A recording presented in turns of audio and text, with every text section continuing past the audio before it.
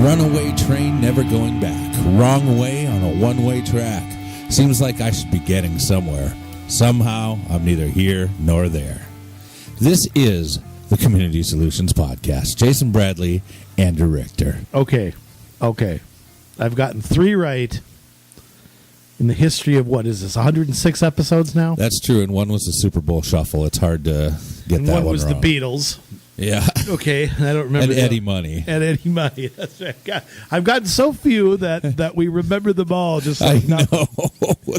I'm going to make it 4. Yeah? I've actually met this guy. Really? First Avenue. Yeah? He had hair down to his arse. I remember this guy. I don't know his name, but it doesn't matter because I know that is Soul Asylum. Yes. Yes, it is. That's 4, baby. I'm up to like 2%. Nice. That's pretty good. I got a good margin of error if we're going to take a poll. You are in the bottom 2%. That's hey, better than being in the top 1% the way they get targeted with everything. That's true. It's better to fly under the radar. Yeah, absolutely. That was Soul Asylum. Dave Perner, was that the guy you met, or whoever is the grungy-looking guy with long hair? Okay. I don't know who that is. I didn't know his name. Anyways, it's kind of fitting. Minnesota band. Minnesota. Are they really? Yeah. Oh, I didn't. You did not know that. I did not know that. What was the name of the other guitarist? He the only grew band up in I know. Duluth. The only band I know from Minnesota is the Jets. Oh boy. And Prince, I hope. Well, I Morris Day and the Time. No question. Yeah. Okay. But we're getting Bill Haley and the Comets. the Trashmen. The Trashmen. Birds of word. That yeah. They're from Minnesota. Yeah. Huh. Yeah. Elvis, he's from Minnesota. Yep. This he is. Yeah. Yeah. Elvis. Yeah, I think we're stretching it a little bit here. Only up by about 1,500 miles. Yeah, but we were preparing for today's podcast and listening to the Community Solutions songs from the podcast playlist, getting pumped up for today. If you guys haven't visited that yet, go out on Spotify and listen to that. We've got all of these songs that we feature the lyrics at the beginning of the show. It's kind of fun. It's good, some good rock and roll and good way to spend your day. I mean, we didn't start out doing it in the beginning, but we're, I think, over 80 songs in there now. So it takes quite a while to go through there. So then I got a better percentage than I thought. So right. More like 2.4. Well, there you go. 2.4%. So yeah, you can see all the songs that I don't know who sung them, who sang them, or whatever you call it, sung them. Right. And I'm sure, see if you can do better than 4 for 86 or whatever the hell I am. And I'll tell you, speaking of runaway trains. Yes. We got to start here. We're diving right into it here, although I know you and I will get sidetracked anyway. It happens. Out in California. Yeah. The land of stupid ideas. I mean, I got to give them credit. Every time I think they couldn't get worse, they do.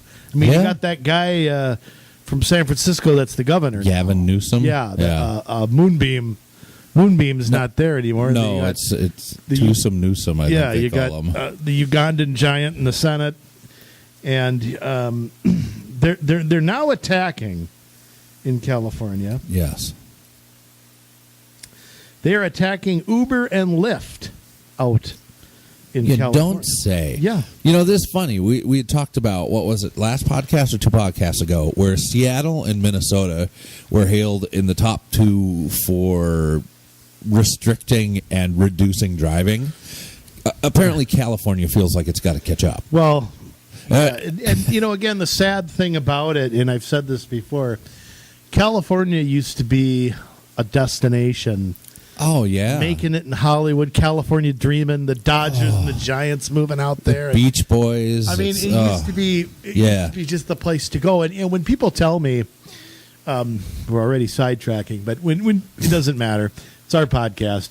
When people tell me, people who are moving south, they're just doing it for the weather. They're not doing it for low taxes or anything. I'm like, really? Let me tell you. Let me ask a question. How come Arizona, Florida, Texas are where they're moving? They're not moving to California. Oh, no. Explain that to me. Right. It's cost of living. It's taxes. The state has become it's almost like we got our mini Venezuela like place here in California. Yeah. Now it's not to that point with the violence and stuff, but right. You're going to get you're going to get to a point in California. I mean, we all know socialism collapses under its own weight. Right. Soviet Union and all the satellite countries out there in Eastern Europe. That if you're under 30. Okay, You probably weren't taught this and don't know this, but see, they all used to be communists over there. Yeah, and they run as far away today from that as they possibly can. Right. Well, I know once upon a time, I mean, I was in California how many years ago? It was a while ago. I thought when I was out there, if I'm ever homeless, I'm going to try and make it out here one way or another. I could sleep on the beach. Yeah.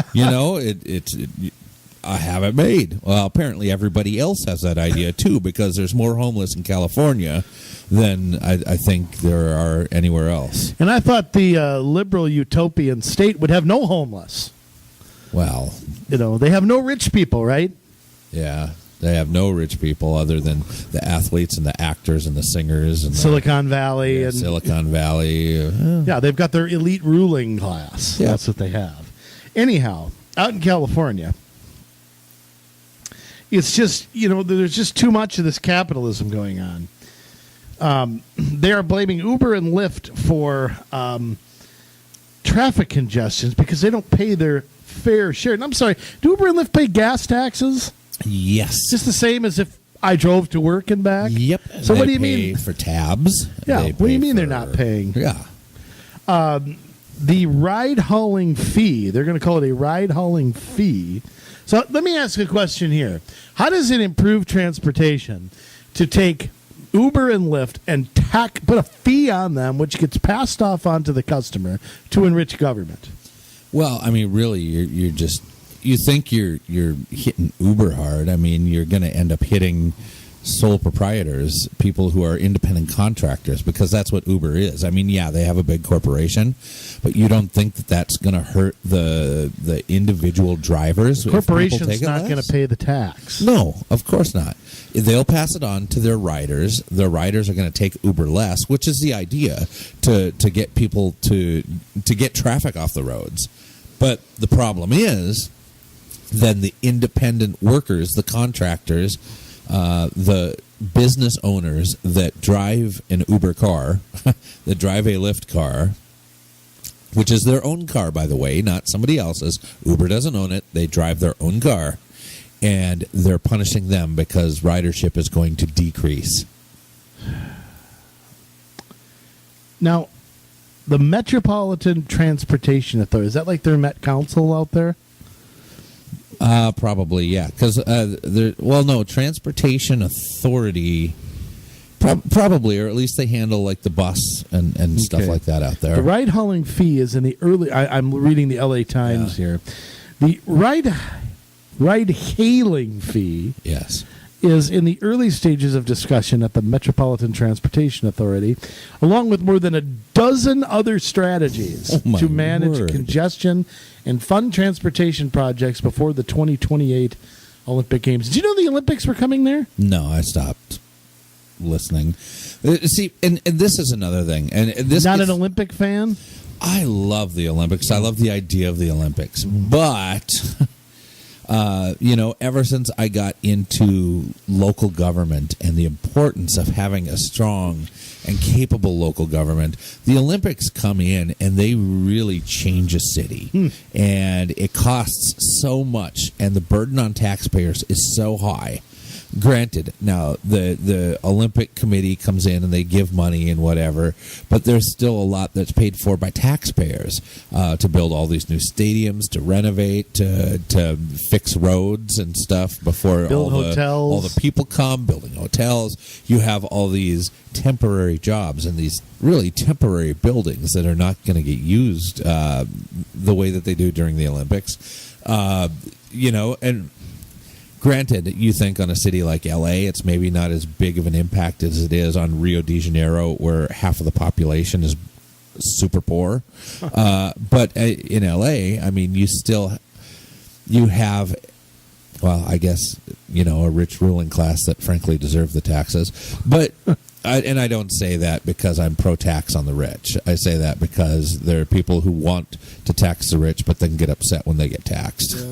Yeah. Yeah, but of course the rich don't pay it. Is Warren Buffett paying a 40% income tax? Well, sales taxes, and they're going to get hit with things like that in the building of this. I think it's going to be less, property taxes. They'll just give more money to their foundation, and then put their wife on a salary as the head of that foundation, and then don't pay taxes on a nickel of it. Right. Well, I don't think the income taxes go to pay for any of the Olympic stuff. Anyway, between that and their involvement with the UN and all these NGOs to make sure that everything with the Olympics is as green as possible. This is a show in and of itself, and we could do one just because of the local impacts that the Olympics has on an area when they come in. Atlanta would be a good study in that. Absolutely. Because that was one city prior to 1996. Yeah. It was one city after 19. I think they're still paying for the Olympics. They probably are. I mean, it's part of why they built the new stadium for the Falcons. Mm-hmm. The Omni shut down right before that, too. Yep. I mean, there's a whole slew. They have a 16-lane highway that I drove on in Atlanta. It's really nice. It'd be nice to have it here. It would be. It'd be nice if it were down on 494, I'll tell you that. Or 62. We could build 60 lanes, I think. Oh. So make it an Autobahn. Yeah. But, I mean, you're right. It is crazy what happens when the Olympics come to town. And unfortunately, it's not so much about the games anymore. The games seem to be a sideshow to what you're talking about, this whole bringing the circus to town. Right. So, but I mean, funny thing is about the Olympics is the earliest one I remember was 1984. And I don't know. In L.A. And I don't know why I recall it. I recall Greg Louganis, the diver. Yeah. I can remember him. Hitting his head. Yeah. He ended up doing very well. But and I recalled watching the I don't think I ever watched the games, but the United States had one hell of a baseball team back then. Right. Mark McGuire was on it. I didn't know these guys because they weren't pros then. You couldn't have pros there. So, and if I thought about it some more, I could remember some of the players, but they had a very good team. And then the other one that sticks out to me is the Barcelona games because of the Dream Team. Right. And I remember staying up late at night. I was 15. And volleyball is one of my favorite sports. I don't know why. Yeah. I know I don't look like I could play volleyball, but I love the sport. Huh. And the men's team back in 92, Channel 11 would show the games, the replays at like one. I used to watch them after Johnny Carson. Yeah. Or maybe it was Jay by then. It could have been Jay Leno by then. I don't remember. But summer was when they had all the repeats because I didn't get to watch it during the school year. And so afterward, they had the men's volleyball, and the men's team that year, 92, you can look this up, had a bad call against them or something and cost them a game. So everybody on the team shaved their head in protest. Huh. And for some reason, I remember that. Wasn't 84 when Mike Tyson was boxing as well in the Olympics? Could have been. Yeah. He'd have been pretty young then. Yeah. But I used to love boxing too, but boxing's a sport that has been, it's Ultimate Fighting and MMA, I think, have kind of taken the place. I think boxing fans 30 years ago are watching that now. I miss it because to me there's an art to boxing, and, you don't, just like there's an art to pitching, and you just don't see that anymore. It's, it's not a head-hunting sport. So right. But anyhow, I mean, are you a big Winter Olympics guy? I like some of it, you know. I like the biathlon. Anything with skiing and shooting is pretty good. I like anything with shooting. Yeah. Just keep me away from the figure skating. Oh, my goodness. Let me ask you a question on the figure skating. When I see somebody go up and do a twirl and, a somersault or whatever. I don't even know what you call it. What is an 8, a 9, a 10, a 7? I mean, the scoring 10 is perfect. Right, but the scoring is so subjective. Right. It is, yeah. What does it mean when you get... What's the difference between a 7.5 and an 8.2? That's the beauty of it. Nobody knows. Okay. See, like if I'm watching a baseball game, I know how many runs each team scores, and that's who wins. Right. When I'm watching figure skating, and I watch 5 people, if I didn't... Say they didn't show the scores. Right. Could you look at all of them and go, okay, that's first, second, third, fourth, fifth? It's the same thing with diving. Like, really? Can a little bit. I kind of understand I look for how big the splash is, and that's really all I know. Yeah, you're supposed to have not much of a splash. Right? You're supposed to go in straight or whatever, not, bending like a tree branch. Yeah. Still, even then, I mean, was that an 11% angle? Right. I mean, what? They got their protractors out and holding it up as the diver falls in. I don't know. I just, I don't. Just do a cannonball and get it over with. Why not? I mean, they're so high up, too. That's just crazy. But, yeah, keep me away from the figure skating. I like the sledding. I like the hockey. Yep. Although that's diminished.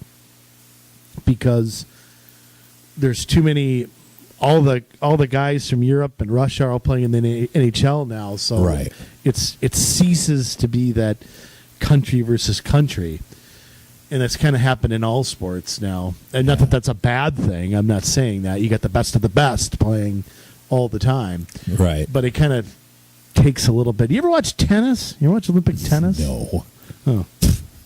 I'm always a tennis fan, but I just can't watch it in the Olympics for some reason. Can't watch it. Davis Cup's way better. You know, watch that. Watch Davis Cup. Rather than watch the Olympics. I mean, no one cares, but no one in that sport cares about it. They have golf too. Is golf in the Olympics? I don't know. Maybe they're adding stuff all the time. I don't mind watching the snowboarding or things like that. That's all right too. Yeah. Anyways, well, you're weird. So they're preparing for the Olympic Games, and they're thinking that this tax is going to do a whole big money grab for them, I guess. I love this line, and this is out of the Los Angeles Times. Once heralded as possible partners for transit agencies, Uber and Lyft have instead become fierce competition. So because they become competition, that means government needs to clamp down. A study of travel patterns in major U.S. cities last year found that 60% of customers would have gone by foot, bike, or transit, or just stayed home if the ride-hailing services had not been available, which tells me two things. Like I just said, government can't take the competition, so they're going to mess with the competition by adding a tax and making it non-competitive. Number two, people still prefer cars over everything else, even in L.A. What does that tell you? It tells you they don't want to go by foot or by bike. They would if that's what they wanted to do. L.A., where it's 75 degrees almost all year round and sunny. I'll tell you what, here's an even better one. Yeah.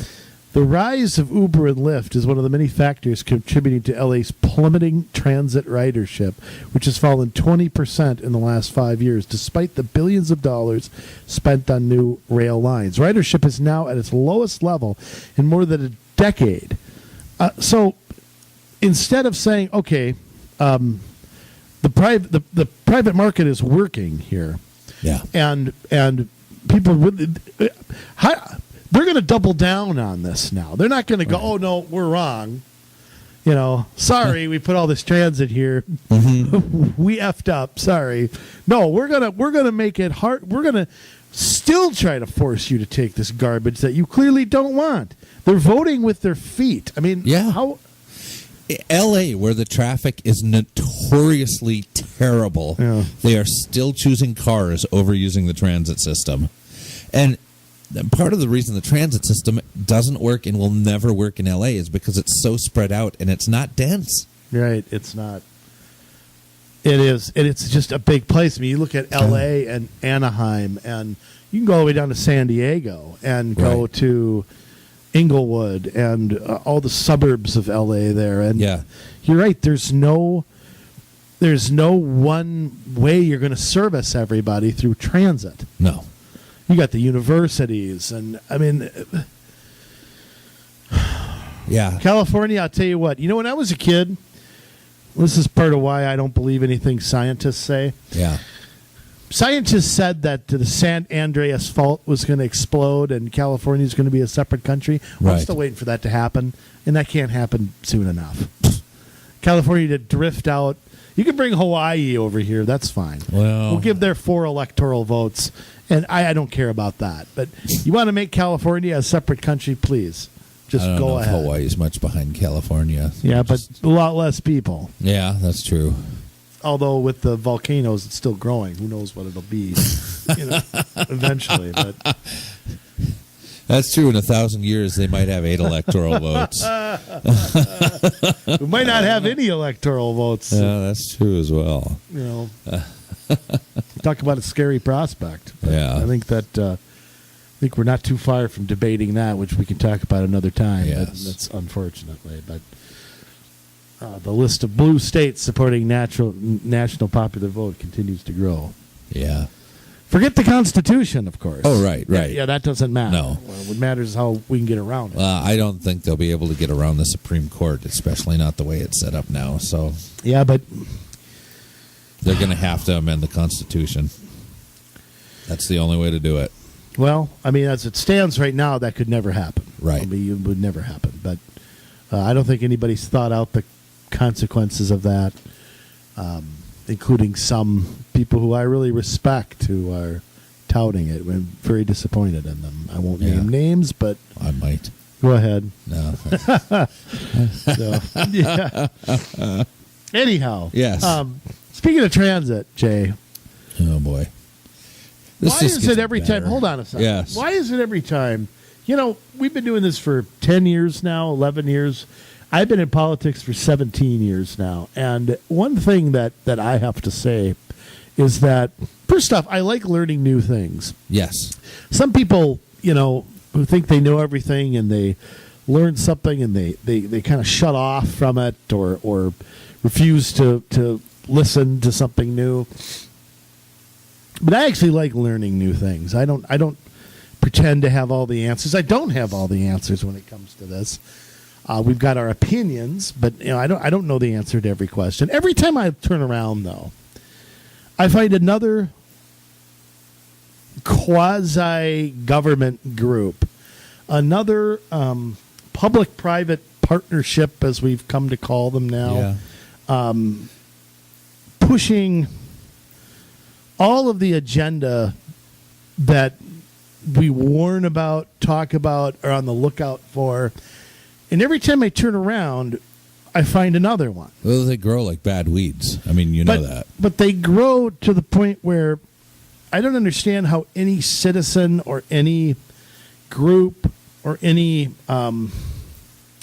organization can fight them all. Well, yeah. And why? I mean, okay, we're talking about what? East Metro Strong. Now, how many people out there, and be honest here out in the audience, know who the hell East Metro Strong is? I don't see any hands. Yeah, and my hand wasn't up until very recently. Yes.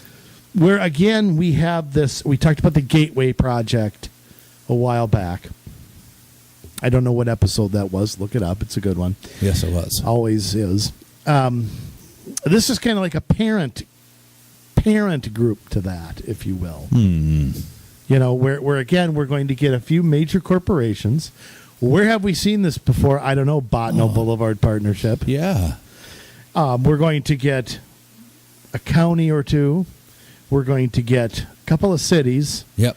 There's not very many in this when you think about all the cities that are in this region, kind of broadly defined. Right. By I mean, we're looking at Cottage Grove, Landfall, which has 300 people.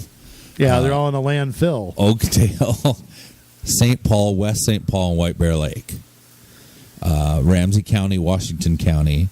And they also tout Dakota County, even though They're they not tout part of Dakota County on the map, but I don't see them involved in this. Well, I could see that then being an issue, kind of like Carver County has been with some of the light rail stuff on this side of the Mississippi. And also privately, 3M, Health East, the St. Paul Foundation, and St. Paul Area Chamber of Commerce. Of course, the Chamber of Commerce always involved in this. But you have the two biggest employers, arguably, over on that side, 3M and Health East. Probably. At least in that corridor. 3M always seems like they're a part of this stuff. Yeah, doesn't it always seem like them and Target? They're always one of these partners. Yeah, but you know what's missing from this list? No, I don't. Residents. Oh yeah, of course. Yeah, we don't need to include them. We don't need to ask them what they think about it. We don't need to see if people like this where they live. We're just going to do it. We're going to bring all the people with power and money together to get it done. Well, that's their thing that they want to do here. Now, their mission, my friends, is a public-private partnership of businesses. Actually, it's of a couple major ones. Yeah. Cities and counties working together. They did it together to bring, no singing, to bring more and gooder transit investment to East Metro and catalyze job growth and economic development opportunities. Now, can we make a statement here about why is it you can tell that this is already written by the American Planning Association and so this tying jobs to transit. Yeah. Are there no jobs anywhere that transit isn't? There's no transit. Right. I can think of cities off the top of my head where there's no transit, but there's plenty of people working. Oh, yeah. So what is this jobs to transit stuff? Well, it's a way to get people off the roads. You put them on transit and they're not driving. You centralize where people live and you centralize where people work, and then you have control over how they get around. And then what are they going to do? But I love this. We're looking at eastmetrostrong.com if you want to play along at home. Score at home, as Herb Carneal used to say. Yes. I love this. They've got like this slideshow of two pictures rotating here, and one is like of two trains, and from what I can see there's not actually anyone on those trains, so that they could have been taken at rush hour for all I know. Huh. And then the other one is a picture of one guy on a completely empty train with his laptop. He's got plenty of room to stretch out because nobody else is riding it either. So yeah, he looks like he's getting a colonoscopy. And then it has this ominous warning: the green line is just the beginning. Think of it, if we did a trailer for this, you would cue like this dark, ominous music. Ooh, the green line is just the beginning. Voiceover. Yes, and that's kind of how I read that. Be afraid, be very afraid. We're coming for your tax dollars. We're going to build rail everywhere. Well, if you look at their map, it basically, again, they plagiarized the Met Council stuff.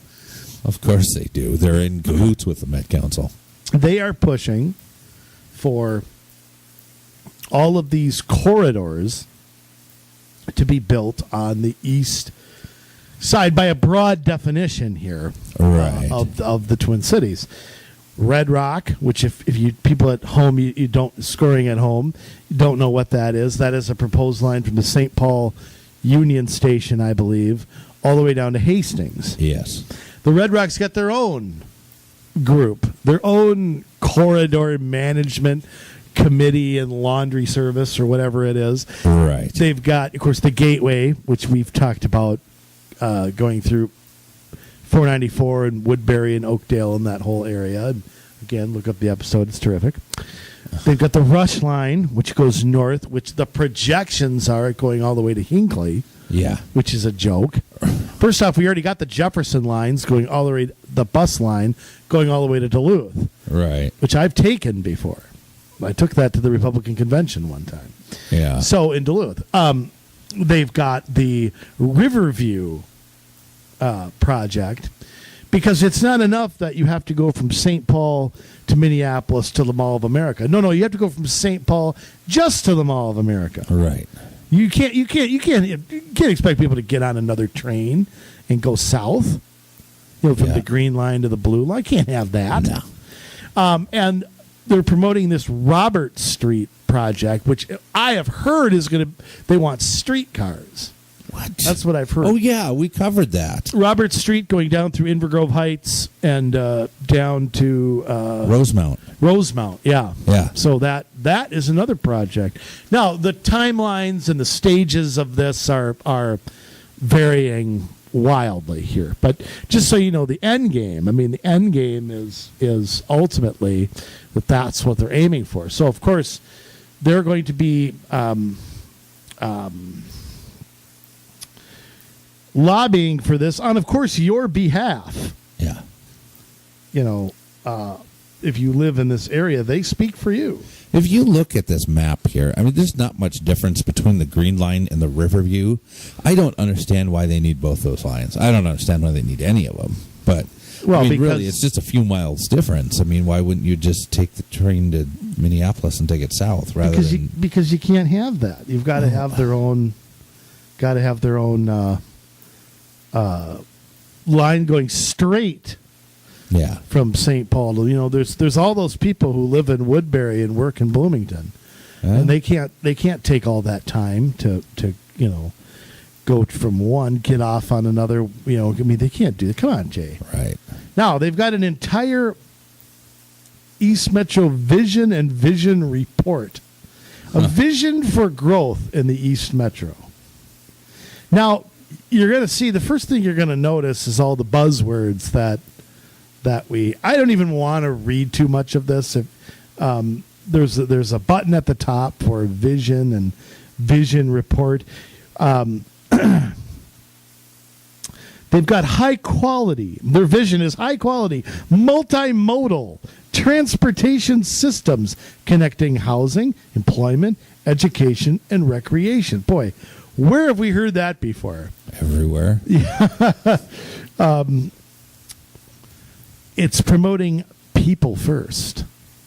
How about people that prefer to drive? Does it promote their interests? Communities have vibrant and connected downtowns, parks, and riverfronts. Walking and biking are easy choices in a people-first environment. Oh, goodness. Okay, again, clearly copied from somebody. Healthy and green. Quiet neighborhoods punctuate green space. Tell me something. Yeah. If you have transit, higher density, more crammed in, how is that quiet and promoting green space? Not only that, but these trains, if you've ever been around them, they come up to the stop and it's ding, ding, ding, ding, ding, ding, ding, ding. And if you have stops where this is happening, like on the Bottineau line, they were proposing, what was it? Was it every 8 minutes Something that they were going to send trains through there, and you have that every 8 minutes in between, like the hours of all the peak hours, 5 a.m. to 2 a.m. and then from 2 a.m. to 5 a.m. or whatever, it was going to be like every 18 minutes or something like that. You have those things going off all day and all night. Yeah, it's Tell kind me of how like that's quiet. Kind of like the scene in the Blues Brothers, where remember they're sleeping underneath that the train goes every couple of minutes there. Remember? I don't remember. You don't that remember scene, that? No.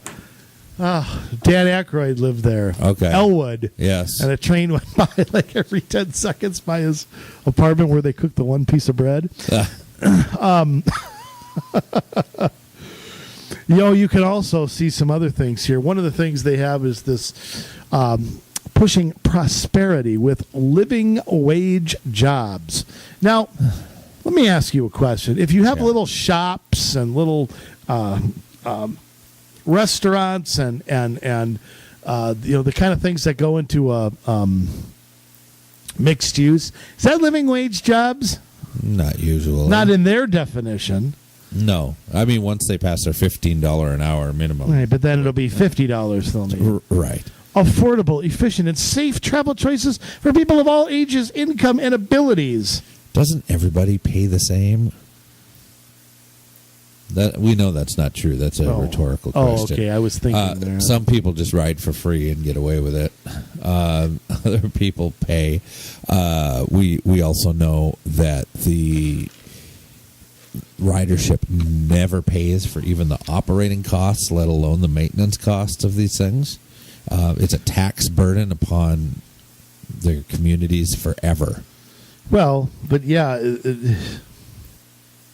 And the other thing that really drives me nuts when I go through these are these projections that they always make. Yeah. Who in their right mind? I mean, between now and 2040, East Metro counties, and that's by a big definition here, right, are projected to add 393,000 new residents and 159,000 new jobs. Now, according to who? Now, that's 21 years from now. So they're going to add 20,000 residents a year? Or more than that? I don't think so. I think that's a lot of wishful thinking. But I mean, yeah, even if it was or wasn't, what is that based on? Ramsey County's going to add. Ramsey County hasn't added residents in decades. Yeah. St. Paul hasn't grown in how long? Right. I mean, come on here. I mean, that's just a total joke. But they use stuff. Has anybody ever, you people in the media out there, which I don't know that I consider myself part of the media the way that the media is defined today. I mean, you and I are commentators, not reporters. But has anybody ever challenged these numbers that anybody comes up with? 359,000 new residents. I mean, I don't know. It just sounds nuts to me. Yeah.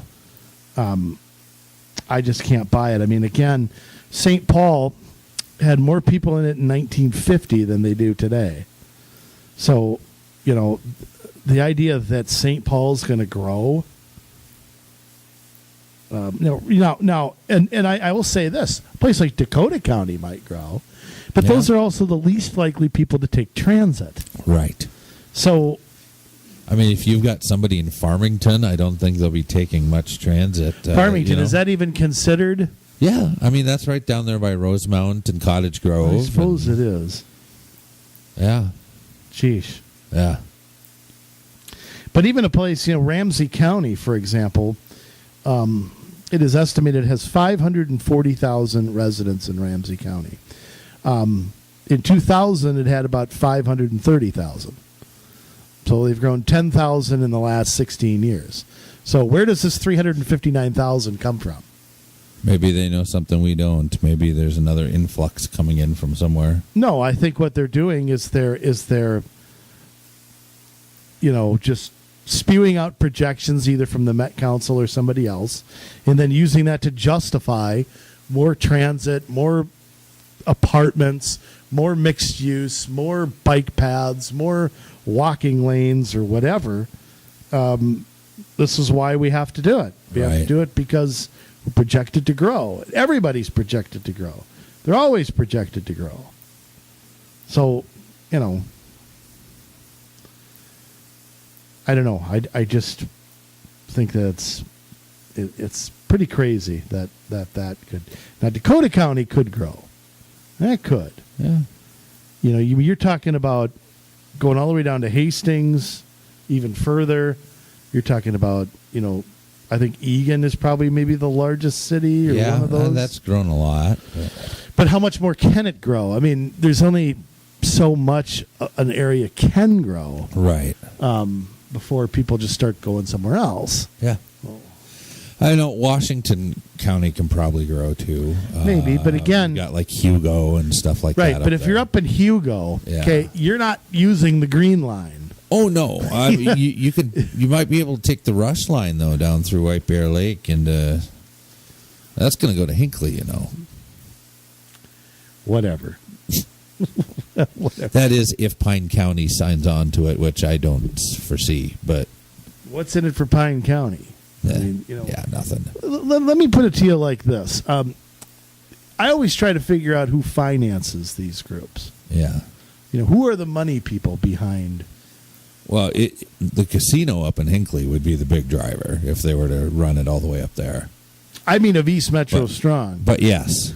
Because Hinckley ain't part of that. No. So who's funding this? Now, first off, we should say it's us. Yes. Doesn't matter who it is. It's our tax dollars somehow. Yes, it is. I cannot find, and I've been trying to go through these budgets and so on and so forth, I cannot find where there is a line item. They have no budget. Clearly, they have a budget. They got an executive director who I think is full-time. Yeah.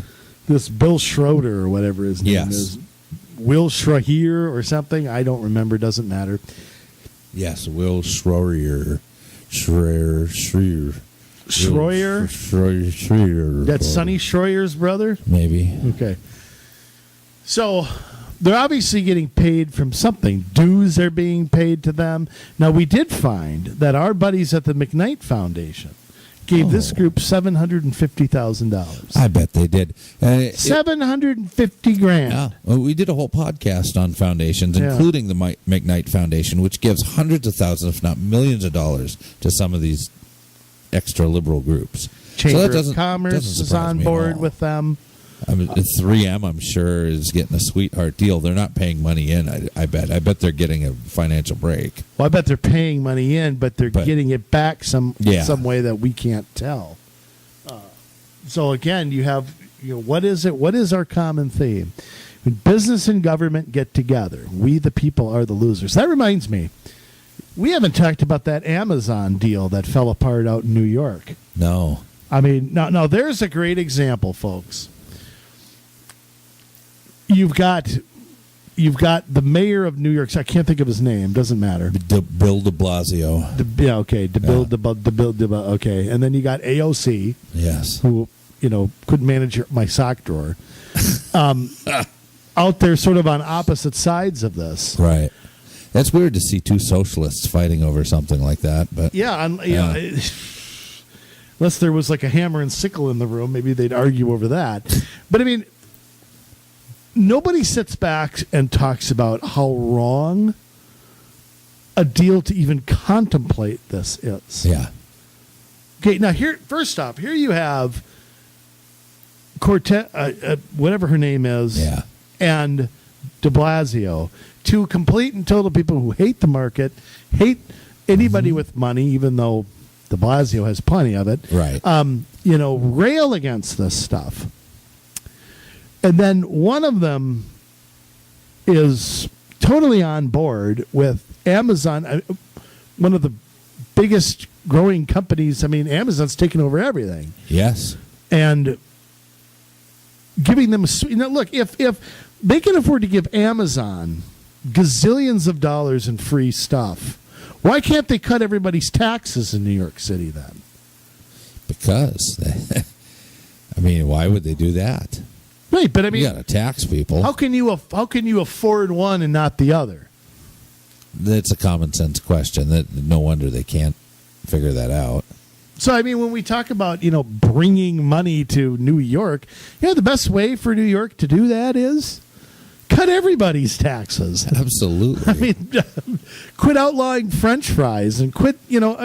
I just don't understand the mentality of okay, the way we're going to get and look, they sit there and tout small business and tout the middle class and blah blah blah, and yet there they are, ready to hand out. Amazon's basically sitting back saying, "Okay, who's going to give us the best deal?" Now, I think Amazon's crazy to go to New York. New York's not the mega center it used to be. I mean, it's not. Yeah. I mean, you're talking about a city where a third of the residents are in poverty.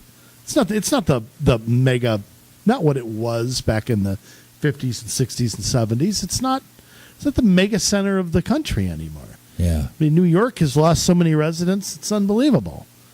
I mean, you're better off going to Dallas or something to do that. Yeah. So I think they were nuts to go there in the first place. Of course, I'm sure the top people all have their primary residency is Florida or Arizona or something. They're not going to pay New York taxes anyway. No. But, you just, I mean, but I was disappointed with the reaction of some people on our side too with that. It's like, well, wait a minute, that's not capitalism. Yeah. Let's get back to competition, people freely choosing one product over another for whatever reason. They don't have to tell us. Right. So why aren't we going back to that? And all this job creation, it's not creating a job if the government subsidizes it. That's not how you create a job. Right. Here, company, you're going to pay nothing in taxes, so go. We're creating economic growth. No, you're taking one person's money, giving it to somebody else, and then they're taking that money to hire somebody. That's not how capitalism works. It's you get a product, you sell it, somebody wants to buy it, somebody wants to transport it, somebody wants to sell it, somebody wants to manufacture it. They all take a chunk of it. Yep. And that's capitalism. So it's sad to see that that's where we've gone to. It's like these companies can go around and blackmail, almost like sports teams, and say, look, build us this, give us this, or we're not coming here. Yeah. That's what it's come down to. That's business and government getting into bed with each other. Huh. All right. I went off for the night. That's all right.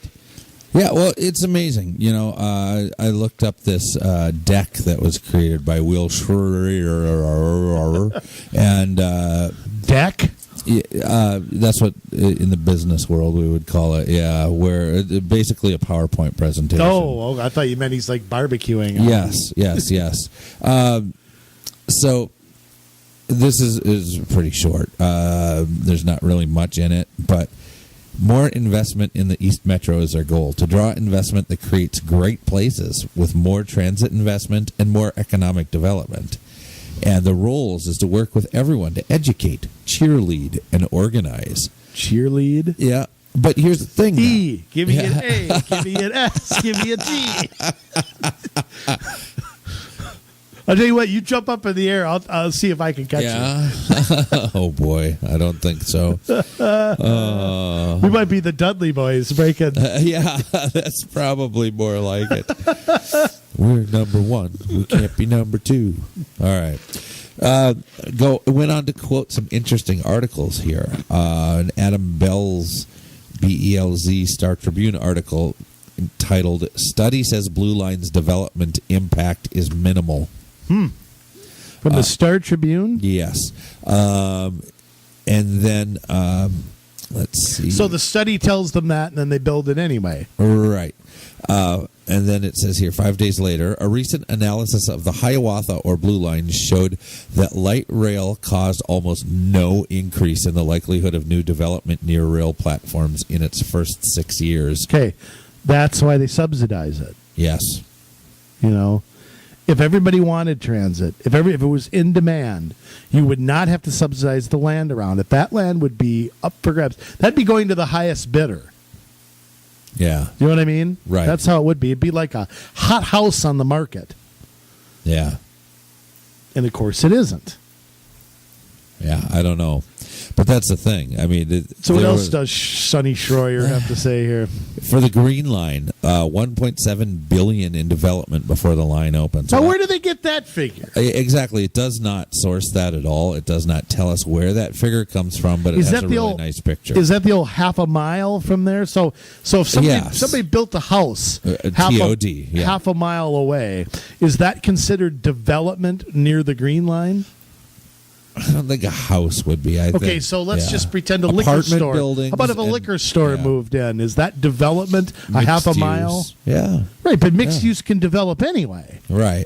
Right? I mean, somebody can build a townhouse without the Green Line being the reason that they're doing it. Right. So, yeah, it says $1.7 billion in development before the line opens, but I'd like to know how much of that was funded by, bonds and grants. Abatements and TIF.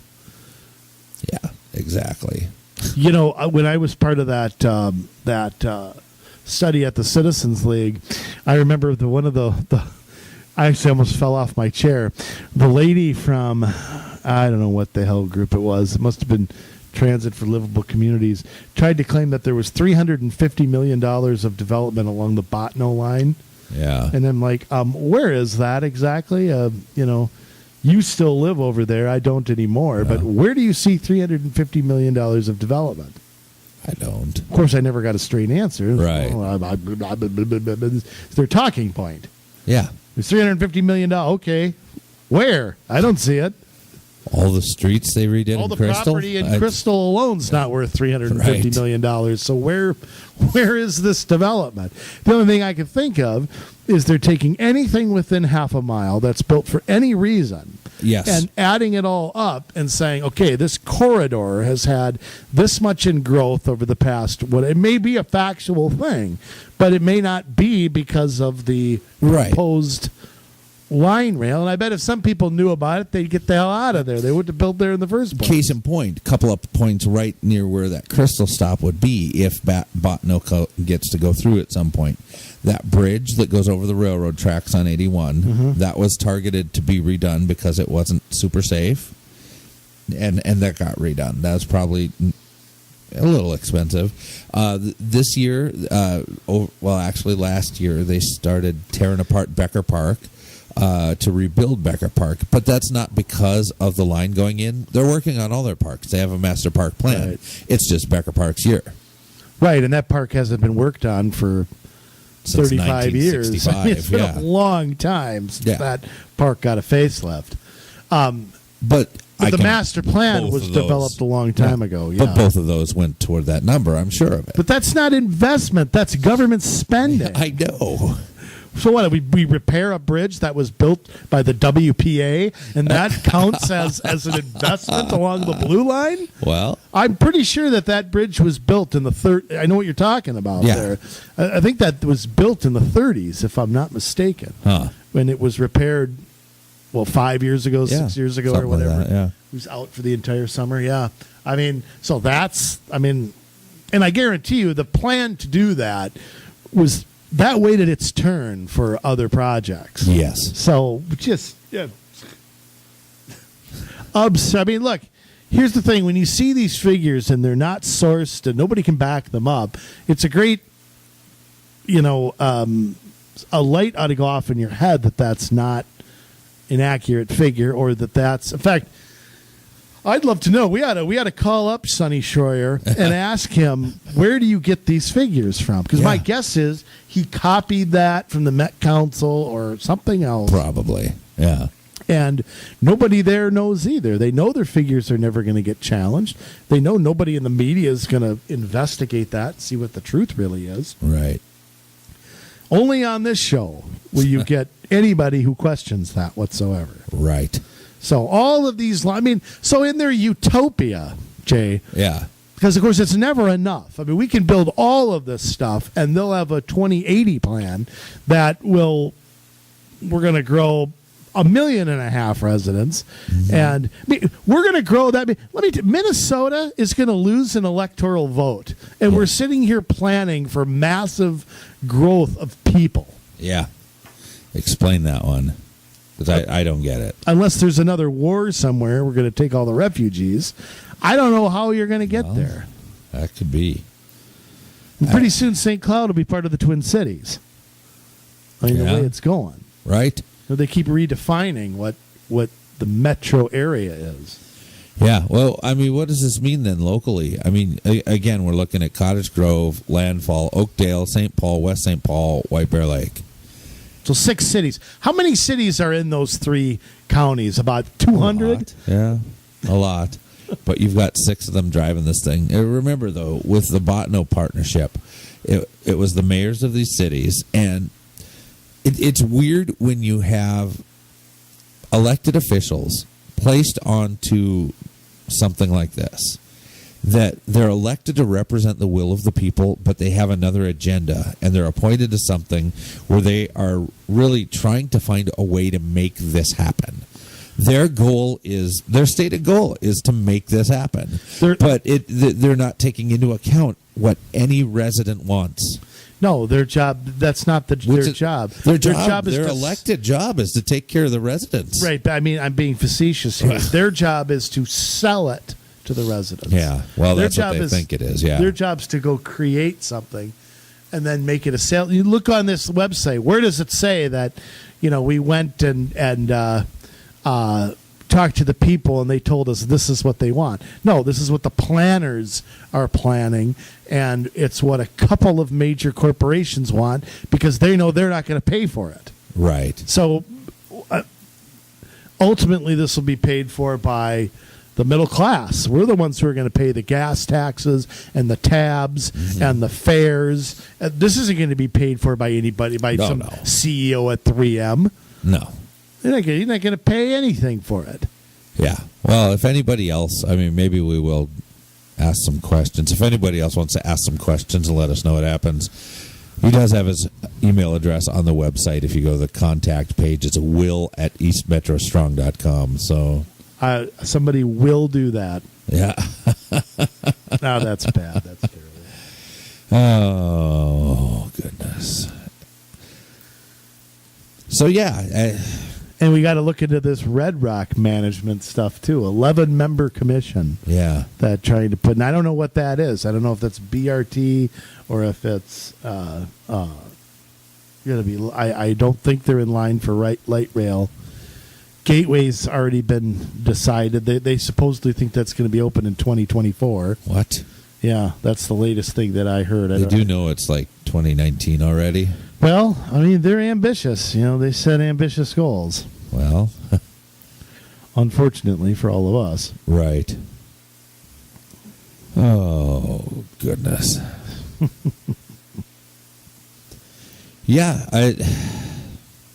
the Red Rock Southeast Corridor. That's. Yeah, again, it's people from cities, people from counties. And it's funny, and like I said, Dakota County is part of it, but they're not represented there. Right. There's Cottage Grove's in Dakota County, so they claim that as their own. Yeah, but they're still not a part of Red Rock. I meant of East Metro. Oh, yeah.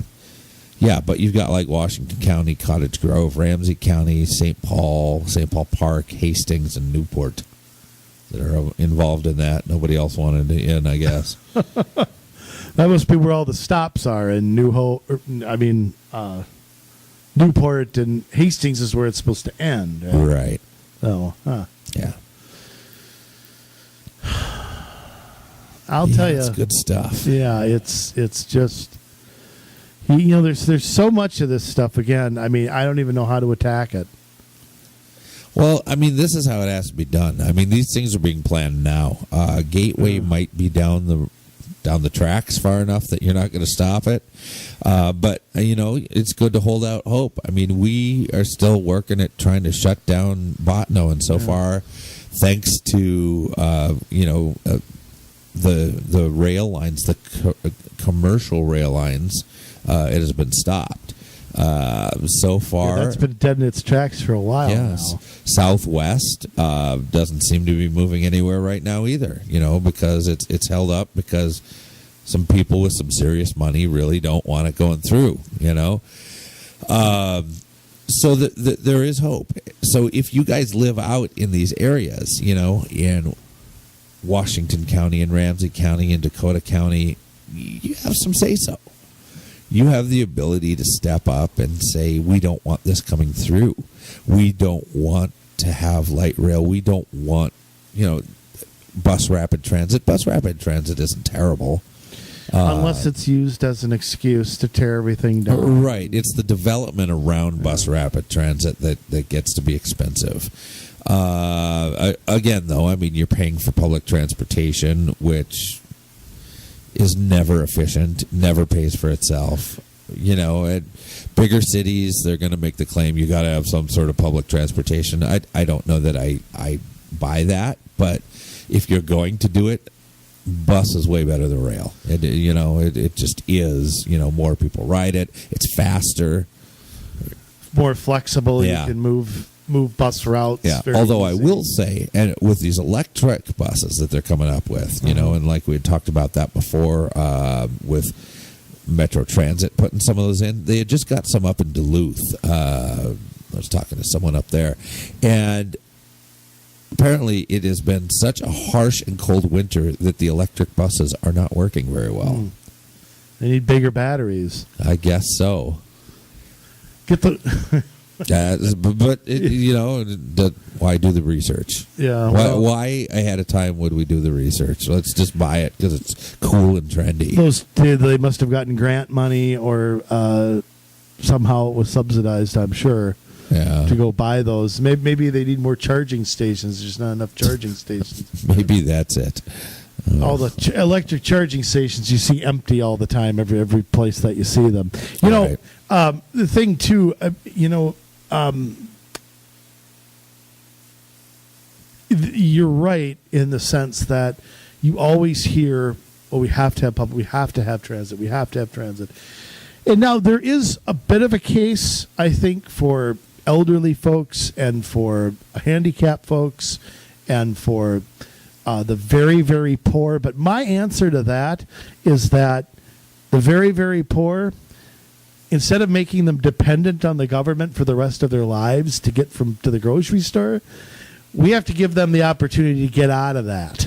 Yes. The answer isn't to keep them dependent. It's kind of like somebody without health insurance. Now, how does a liberal respond to that? By giving it to them for free. Right. It's like, no, the way to do that is to, get them a better job or more opportunity or whatever so that they can be self-sustaining with it. Yes. So, again, that approach, to me, transit just ensures that you are going to have that dependency class forever. Right. So, and I'll tell you what, I've been to New York, Chicago. Not fun when you look at all the transit around there. Oh, that's for sure. Driving is bad too. Don't get me wrong. Oh, boy. I hate driving in Chicago. You get from Wrigley Field to Soldier Field, that could be 2 hours, and it could be 2 days. Yeah, it could be whatever. But they've got all the transit in the world over there. Oh, yeah. New York's got all the subways, and Chicago has the L's, the L trains. So does Milwaukee, and they got more traffic than you could possibly imagine. Yeah. And I also think, what is there to this? Are we really servicing more people with light rail? Or are people who normally take the bus taking light rail instead? Is it the same people that we're servicing? It's the same demographic that they're trying to go after. So if they put light rail down Botno, is somebody who, say, lives in Crystal and works in Minneapolis and takes the bus, are they just going to take light rail instead? I don't think most people will. Probably not, but let's just pretend, for the sake of argument, that they live down by the Twins, or they work down by the Twins Stadium, and live over in Crystal off of 81 somewhere. Are they now going to take the light rail instead of the bus? In other words, is this a new rider? No. So when you see these ridership figures, ridership on the light rail was up. Well, is that a new person? How do you know? Yeah, you don't. I don't think your daytime traffic is going to change a whole heck of a lot. You're going to have people that maybe don't want to drive downtown for a game and back. Well, yippee-ki-yay. I mean, that's not a reason to build something. No, it's not. Come on here. No. Geez, Twins aren't that good that anybody cares about that. But, the idea that once a year I'm going to go down to Target Field and get drunk and drive home is not a sufficient reason to do this. Besides, if you're poor, you're not at Target Field drinking anyway. No. If you could blow money on Twins tickets and $10 beers and concert tickets, you're not taking the light rail. No. Just be honest about it. How many Twins season ticket holders take the light rail? The people that can afford that are taking Uber. Yeah. They're getting dropped off by a driver. See, and that's the plan. You go and you tax Uber, and then everybody's on the light rail. Oh, See, it comes full circle. Talk about BS. So how do you stop it? I mean, really, you got to engage with your cities now. You have to engage with your counties now. That is the only way to do it. You can go find the plans for this stuff out on eastmetrostrong.com. It's on the Metro Council's website. Go find them, do the research, and start getting your neighbors involved now, because now is the only opportunity that you have before they ever really get going on this stuff to put a stake in it. You got to get on their planning commissions. You got to get elected to their city councils, because then you have the ability to say no. Once you say yes, once your city says yes, it is so much harder to come back and kill the thing. You have to say no now, which means you have to get mobilized now, which means if you're sitting at home 30 to 31 nights a month, not doing anything better, you can get on the planning commission for your city. You can get on a county commission, and you can work to try and stop this. And if you like how that goes, run for office. It's that simple. If you want help with that, if you want us to come and talk to you about how to do that, you have a group that you want to mobilize, you want to organize, and you want to get involved at the local level to stop this stuff, you can do it. You got to email us, though. That's the key. We'll come help you. COMMsolutionsmn@gmail.com. That is COMMsolutionsmn@gmail.com.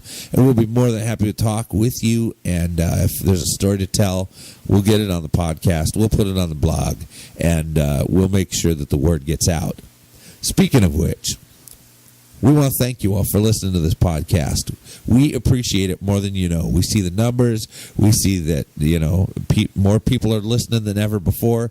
But how do you let people know about what's going on in your city, what's going on in your county, what's going on in your school? A good way to do that is if you guys would just please rate and leave reviews on this podcast. That doesn't just serve to make us feel good. What that does is it allows people to find the podcast easier.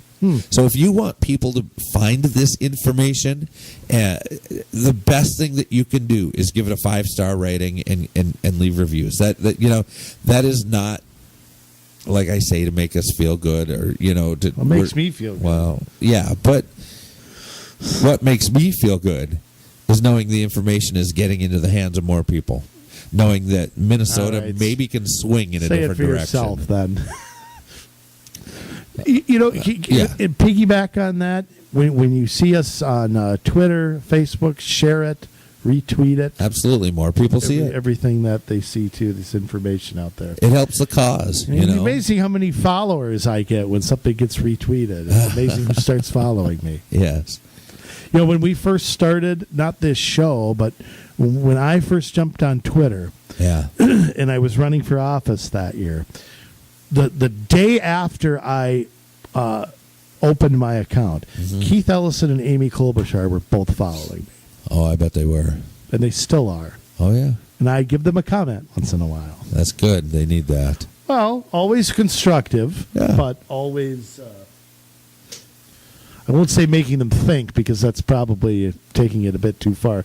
By the way, is anybody aware, just before we end here, Jay, that there is a hashtag freedom to drive? There's a bill in the legislature to get illegal aliens driver's licenses. Oh. So, on the one hand, they don't want us driving. No, they want them voting. Right. They want them voting, and they're trying to get driver's license to illegal aliens. So, that may be an issue for a future podcast. We may have to talk about that one. We may. Well, there's a lot out there, guys. I'm not going to lie to you. That's our job, though, is to give you the facts as they are, and then for you to take that and run with it. That's how we win. Your neighbors hear about it. You guys all get involved. You organize. You get together. You get on commissions.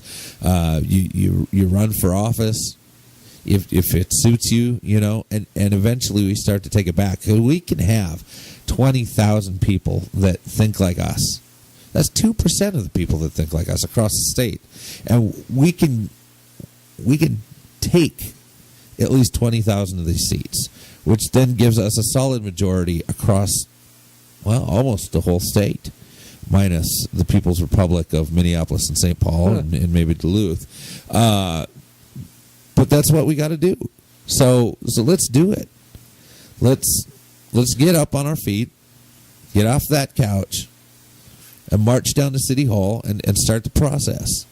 Some cities you can even stay on that couch, take your computer, go to the city website, and apply for their commissions. So it's one night a month in most cases. So think about that you can have an impact right now where you sit. Because all we can do is tell the story. And everything after that is up to you. We've done our part, Minnesota. Now it's your turn to get to work.